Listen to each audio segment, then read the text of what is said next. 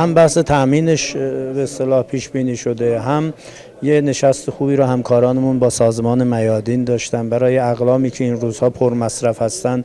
قیمت میادین اونها رو با هم بستن که در اون حدود به اصطلاح این اقلام عرضه بشه و امیدوارم ان شاءالله یک بازار کنترل شده ای را داشته باشه، ولی قطعا باز نیازمند همکاری اتاق اصناف هستیم. همکاری اصناف عزیز اینجا حتما لازم است که بتونه یک بازار منطقی و متعادلی شکل بگیره. ولی ما هم نگاهمون نیست که بگیم رها بشود هر اتفاقی که میخواد بیفته. ما بحث درج قیمت رو روش تاکید داریم، باید قیمت ها مشخص بشه که اون حد متعارف رعایت بشه و هماهنگی های برای تک به تک کالاها در واقع توافق کردیم با سازمان میادین. چقدر انار چقدر دقیقاً انار و دقیقاً میزان قیمت ها رو که در سازمان میادین برسه به صورت عمده فروشی به سطح خرده فروشی ها توافق کردیم. بنابراین فکر نکنم که برسه به اون که برخورد تعزیری بشه، ولی با توجه بر این که تکلیف شد در ستاد تنظیم بازار که